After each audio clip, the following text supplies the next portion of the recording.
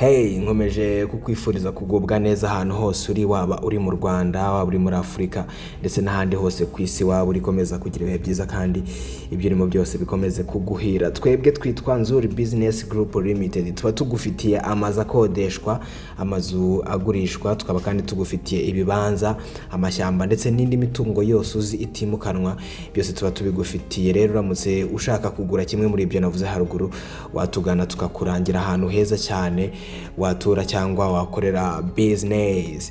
Tuba kandi nkawe ushaka kugurisha, nawe ntabwo twaguheje, kuko iyo ufite isambu, ufite inzu cyangwa se undi mutungo wose utimukanwa, nawe watugana ubundi tukagushakira abakiriya mu gihe gitoya, ahantu hakaba haguzwe twakuboneye umukiriya. Si ibyo gusa kandi dufite n'ibyo twita property management, tukagufasha ku managinga imwe mu mitungo yawe. Ibyo nabyo turabikora. Uramutse ushaka service twakubwiye haruguru zose, wagana Nzuri Business Group Limited, kandi umukiriya ugeze iwacu ahitaba umwami. Uyu munsi rero nkuko watangiye ubibona kuri video, tugufitiye inzu nziza iherereye i Kanyinya, aho ni mu karere ka Nyarugenge.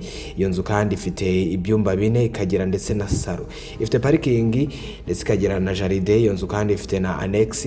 Ikindi kandi iyi nzu ifite n'ikigega kibika amazi, iri hafi ya kaburimbo, kuko kuva kuri ba kaburimbo uyigeraho ntabwo bigusaba iminota myinshi. Iyi nzu irahendutse kuko igiciro cyayo ni miliyoni 13, ariko zishobora no kuganirwaho. Uramutse rero ushaka kugura iyi nzu, watugana ubundi tukaguhuza na nyirayo, ukaba wakatuza akavaho amafaranga makeya.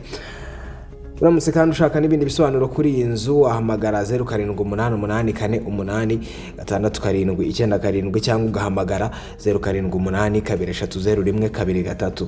Ushobora kandi no kutugana aho dukorera ni hano ku Muhima, hafi y'inyubako yahoze ikoreramo Yamaha, neza ugeze kuri feruje zo ku Muhima, witunze y'amatafari ahiye yanditseho Shema House. Aho ngaho niho dukorera.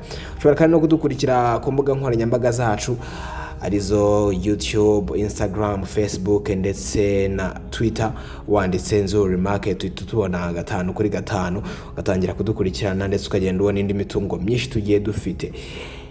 Si ibyo gusa kandi dufite na website, ushobora kuyijyaho wanditse wa3.nzuri.rw. aho hose wadusangaho, ukagenda ubona ibikorwa byacu byinshi tugiye dufiteho, ubundi ukaba watubera umukiriya cyangwa se ukaturangira abantu baza batugana. Niwibagirwe gukora subscribe kuri iyi channel, ndetse niwibagirwe no gusharinga iyi video ku nshuti n'abavandimwe, ndetse niba wumvishe watugana ukatugurira. Iyi nzu ni nziza cyane, kuko nkuko muri kubireba ifite no muri salo heza, ikagira na plafond nziza. Rero ni ikaze cyane muri Nzuri Business Group Limited.